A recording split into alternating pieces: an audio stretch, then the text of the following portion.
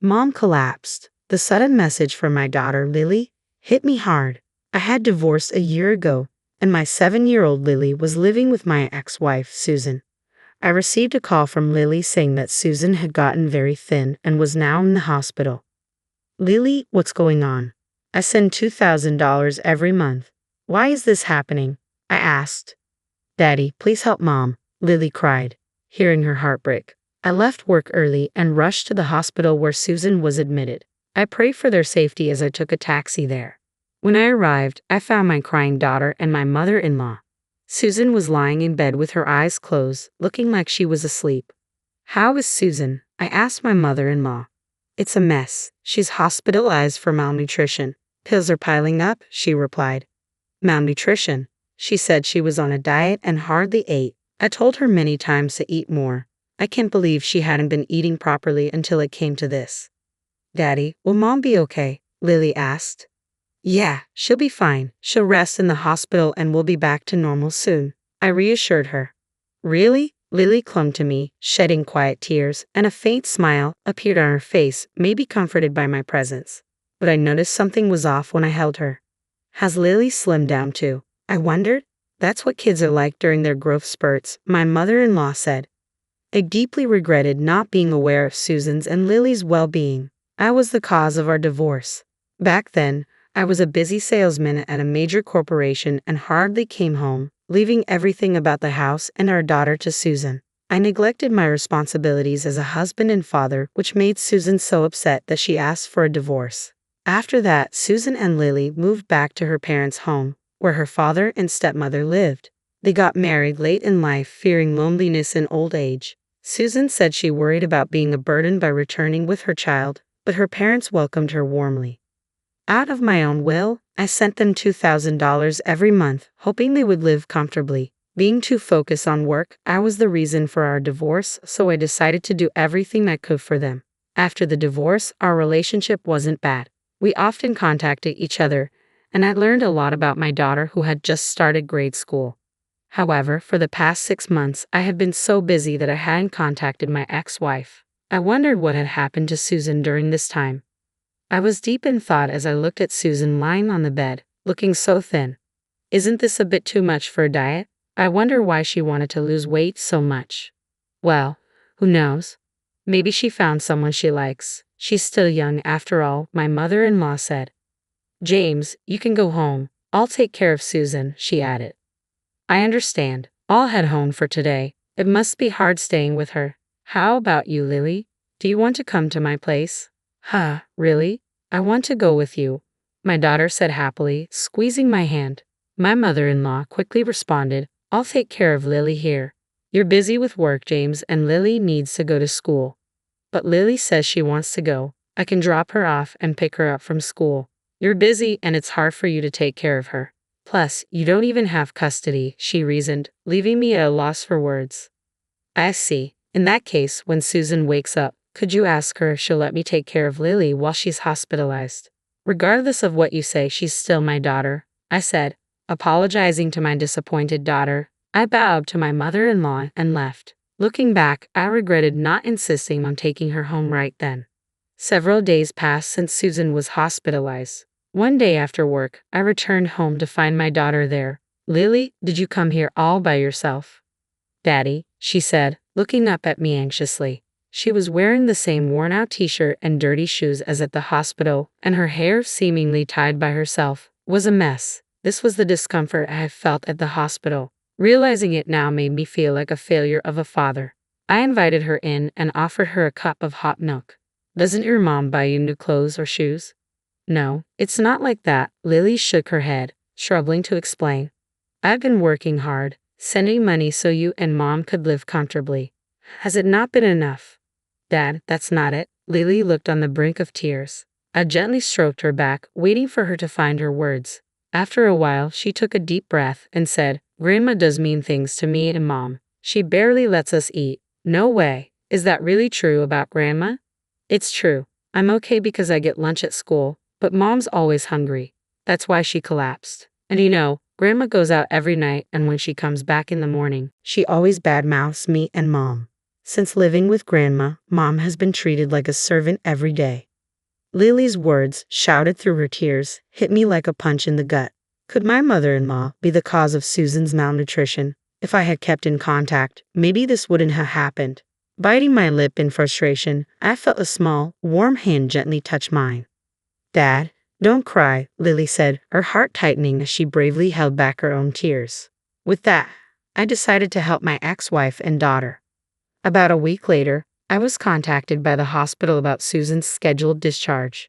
Normally, the in-laws would have been contacted first, but I had arranged with the hospital to prevent that. I had grown suspicious of my mother-in-law since she always prevented me from seeing Susan and barely let me talk to her during my visits. Moreover, she constantly called me even when Lily was staying with me. Hearing Lily's stories convinced me something was off with my mother-in-law, so I decided to take Susan directly to my house on her discharge day without letting my mother-in-law know. When Lily and I arrived at the hospital, Susan was there, thinner but with a much better complexion than when she was admitted. "Thank you for coming to get me. I'm sorry for the trouble," Susan said, her voice making my heart beat faster. I was so glad she was alive. As I breathed a sigh of relief, Lily rushed to hug her mother. "Mom, I'm so glad you're fine now." "Lily, I'm sorry for worrying you," Susan said. Watching their emotional reunion, I felt a lump in my throat, but I knew we couldn't stick around for my mother-in-law to show up. I quickly ushered them into the car and headed home.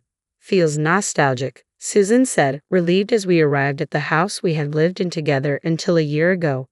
Watching for the right moment when she was calm, I broached the subject. "Actually, Lily told me something," I said. When I asked Susan about what Lily had said, Susan's eyes widened and she awkwardly averted her gaze. "What Lily said was true. After I divorced you and moved back home, my mother started treating me like a maid. Even when I started earning money from work, my mother took all of it. There were times she wouldn't let me eat because she said I didn't earn enough. Why didn't you talk to me about it?" "How could you say that?" "I couldn't ask for help because I was the one who initiated the divorce. We hadn't been in touch recently, so I thought you'd found a new partner. I didn't want to interfere with that." "New partner? No way. Besides, didn't I transfer $2,000 to you every month? How did you fall sick if you're lying?" "I haven't received anything. I am sure the money was transferred just fine. It should be recorded in your bank book." "My mother took both my bank book and debit card. She told me that you stopped sending money a long time ago and that you found a new woman and had abandoned me." I was stunned. If only I had kept in touch more diligently, this wouldn't have happened. But it's too late to regret it now. "She also took my credit cards and used them without my permission." "But couldn't you have run away?" "If I did that, they would turn on my father who was left at home." "I can't leave my father alone," Susan choked up as she said this. My mother-in-law was a big spender. When Susan and I were still married, she would often come to us asking for money. But she was generally pleasant and kind, so I believed Susan and Lily would get along with her. However, the moment Susan moved back home after the divorce, my mother-in-law seemed to have turned into a completely different person. She didn't do any housework and went out every day, taking her frustration out on Susan and Lily when she ran out of money. My father-in-law is a quiet man who couldn't stand up to my mother-in-law, so he turned a blind eye to it. He didn't offer any help, and Susan just had to endure it. But I let Lily suffer. I'm a terrible mother, aren't I? That's not true. The one at fault is entirely my mother-in-law. I see. Thank you, Susan said as tears quietly ran down her cheeks. A few days later, I waited for the day my mother-in-law was out and headed to my in-laws' house. When I arrived, my father-in-law bowed deeply to me. "I'm truly sorry. I've done an awful thing to Susan and Lily." "Sir, I've heard about what my mother-in-law has been doing to Susan and Lily. I came here to help them." Upon hearing my blunt declaration, my father-in-law gradually started speaking.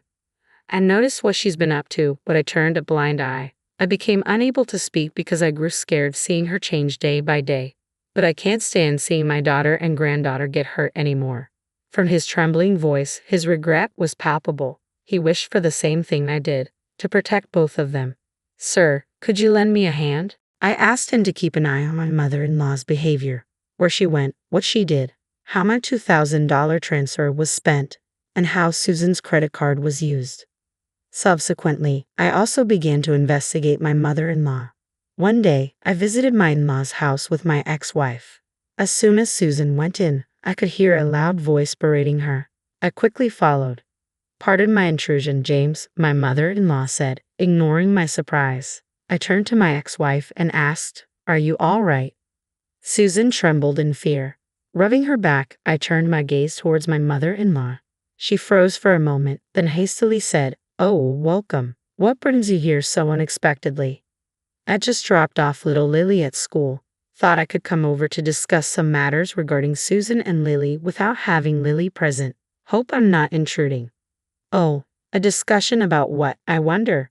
As you can see, we're getting along quite nicely." Saying that, my mother-in-law tapped Susan's shoulder, causing Susan to clearly show her discomfort. Already seated on the living room sofa was my father-in-law. I pulled Susan close and sat down nearby.